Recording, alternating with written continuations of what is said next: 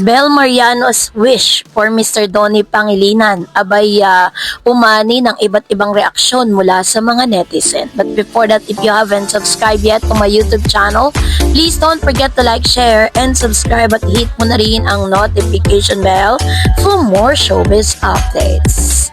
Bago tayo of course magpatuloy sa ating updates for today's video, nais ko pong pasalamatan kayo for always watching and trusting this channel. Thank you so much sa inyong laging panonood at palagi ang pagsubaybay sa mga updates po natin.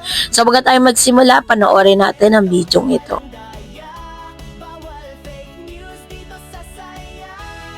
And once though, I guess grow more as well. And at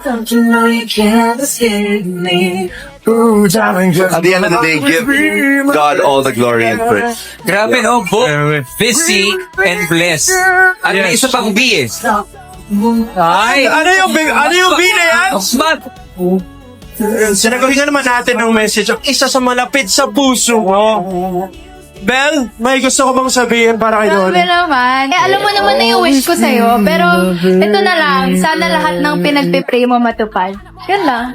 Oh, thank you so much, Bel. And again, Donnie.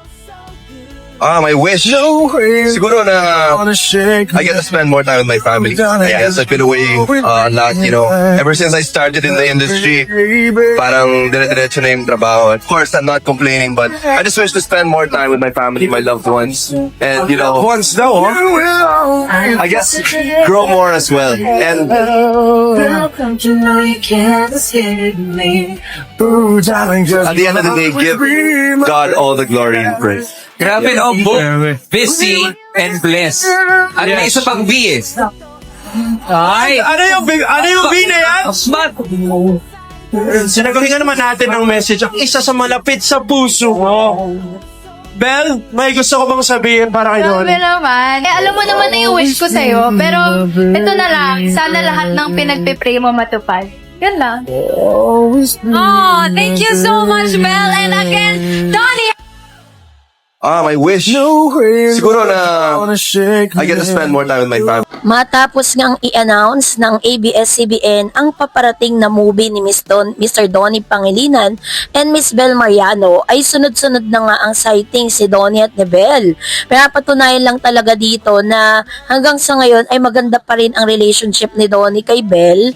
Ganon din naman kay Bel at kay Donnie. So sa kanila pong appearance kahapon po sa ASAP or sa ASAP, kung saan sinelebrate ng mas maaga ni Mr. Donnie ang kanyang kaarawan dahil ang birthday po ni Donnie this coming Feb 10, 2026 ay sinelebrate po ng kanyang mga kapwa host at kapwa actors and actresses kasama si Bel Mariano at mga fans si Mr. Donnie dito po sa ASAP, kung saan ay iba't ibang naging reaksyon ng mga netizen matapos sinabi at ipagsigawan ni Miss Bel ang kanya pong wish.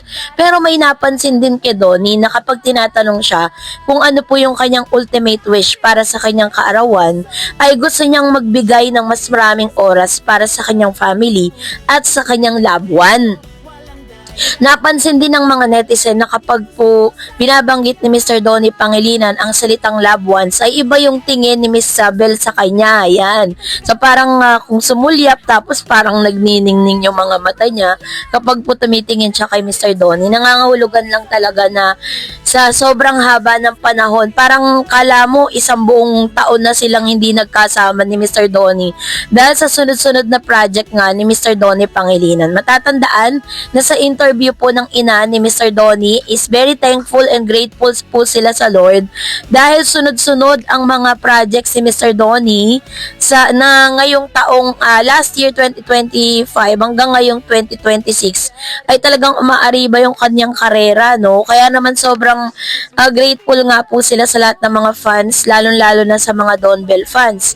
Sinabi din ni Miss Bel na ang tanging wish niya kay Mr. Donnie ay matupad lahat ng kanyang mga prayers. fans, no? Yun talaga yung kanyang, talagang wish niya para kay Mr. Donnie. And at the same time, parang ito na rin yung pambawi ni Donnie para kay Belle. Na mga panahon na talagang iniintriga silang dalawa na hiwalay na sila.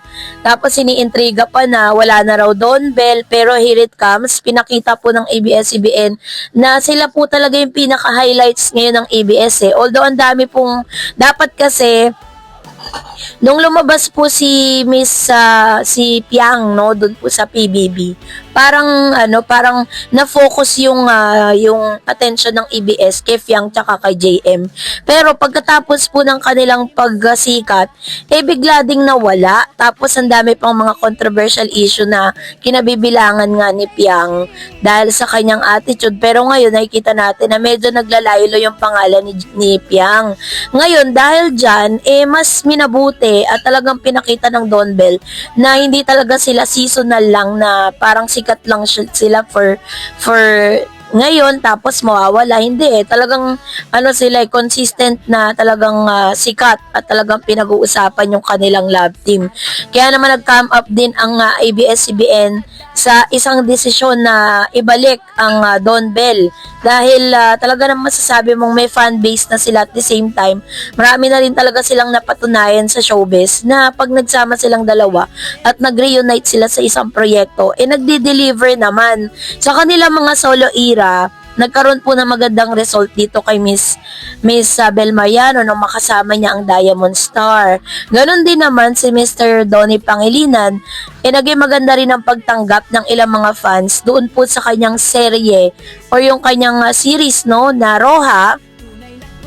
At parang sinubukan din siya for the other identity, no, do sa na yung pagkakataon na yun. Pero hindi talaga matutumbasan ang tambalan ni Donnie at ni Belle Mariano. Kaya naman na ngayong birthday po ni Mr. Donnie Pangilinan, ang tanging wish lang ni Belle na kung ano daw yung panalangin ni Mr. Donnie Pangilinan ay ang prayer niya is matupad lahat ito, no. At alam po natin na isa sa mga prayer item din ni Mr. Donnie itong si Belle. Dahil matagal-tagal na rin silang pinagsamahan po nila. Tapos yung mga tinginan po nilang dalawa, diba? Kulang na lang talaga yung talagang masasabi mo na pag-amin sa publiko patungkol sa estado ng kanilang relationship. Although ang dami pong mga bashers at ang daming gustong sumira sa kanilang pinagsamahan at sinimulan. Pero pag Don Bell kasi yung pinag-usapan, may pangalan na talaga sila sa industriya at the same time, tinatangkilik talaga ng maraming tao. Kaya naman hindi pa man po na ilalabas, no, yung storyline at kung paano at anong storya ang ibibigay, mature roles na ibibigay kay Donnie at Belle. Ngayon pa lang super excited na po yung mga fans at mga Don Bell fans na mapanood kung ano man po yung inihahanda ni Donnie at saka ni Belle. Ang pinaka-exciting part kasi doon, yung kanilang mga BTS or behind the scene videos and photos sa lalabas sa kanilang taping. So ang tanong nga ng mga Barda fans, magkakaroon kaya ng lock-in taping between them? Kasi sa ngayon, parang may mga directors kasi na gusto ng lock-in. Meron ding mga director na parang mga artista na ayaw nila lang lock-in, pero parang mas maganda siguro kung lock-in para lagi silang magkasama. So abangan po natin yan. And that's it for today. For more videos and updates, please don't forget to like and subscribe. And please don't forget to follow my Facebook page, Dar Eds TV and Dar Eds channel. God bless everyone!